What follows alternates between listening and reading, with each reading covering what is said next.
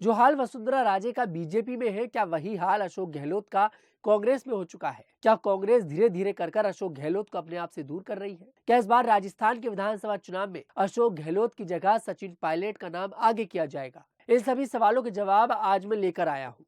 नमस्कार, मेरा नाम है तनुज दीक्षित और आप मेरे साथ देख रहे हैं द न्यूज 15। दरअसल देखिए, राजस्थान की सियासत में इस समय एक सवाल जोर शोर से हर किसी के जहन में आ रहा है। सवाल यह है कि क्या इस बार कांग्रेस सचिन पायलट को मुख्यमंत्री का चेहरा अनाउंस करेगी जब विधानसभा चुनाव होगा? और इस पर कांग्रेस के नेता क्या सोचते हैं? आखिरकार कांग्रेस की इस पर क्या प्लानिंग है? आपको बता दें, एक न्यूज चैनल के इंटरव्यू में सचिन पायलट और दिग्विजय सिंह दोनों पहुंचे थे। जब दोनों से यह सवाल पूछा गया कि भाई सचिन पायलट, आप मुख्यमंत्री का चेहरा कब उभर कर सामने आएंगे? क्या 2.5 साल वाला फॉर्मूला इस बार कांग्रेस अपनाएगी? तो इस पर सचिन पायलट तो खुलकर देखिए नहीं बोले, लेकिन दिग्विजय सिंह जो है वो बोल गए कि इस बार जो भी है वो सचिन पायलट है। मतलब साफ है कि अब अशोक गहलोत के जो दिन थे वो जा चुके हैं और कांग्रेस के नेता भी अभी चाहते हैं कि सचिन पायलट के नाम पर चुनाव लड़ा जाए। आपको बता दें, सचिन पायलट और अशोक गहलोत के बीच की जो तनातनी है वो कभी किसी से छिपी नहीं है। जब कांग्रेस की सरकार थी तो एक बार तो ये नौबत आ गई थी कि सचिन पायलट अपने विधायक लेकर पहुंच गए थे। कहा जाता है कि सचिन पायलट जो है वो सोनिया गांधी के बड़े करीबी है और अशोक गहलोत जो है वो राहुल गांधी के बड़े करीबी है। यहीं पर आकर पूरा खेल बिगड़ जाता है। कांग्रेस कोई ठोस निर्णय नहीं ले पाती। हालांकि देखिए, अशोक गहलोत को जितना नाम कमाना था, जितनी राजनीति करनी थी, उतनी राजनीति वो कर चुके। शायद अब राजस्थान की जनता, जो कांग्रेस के समर्थक है, वो चाहते हैं कि कांग्रेस किसी युवा को आगे करे, मतलब कि सचिन पायलट को आगे करे। सचिन पायलट की उम्र इस समय देखिए 48 साल है। सचिन पायलट ने खुद कहा कि मुझे आप युवाओं में मत गिने। लेकिन इस पर दिग्विजय सिंह कहते हैं कि अगर कंपैरिजन हम लोगों से किया जाए तो फिर आप युवा हैं। हम लोगों से मतलब उसमें अशोक गहलोत भी आते हैं। अगर अशोक गहलोत से सचिन पायलट का कंपैरिजन किया जाए तो वो युवा है।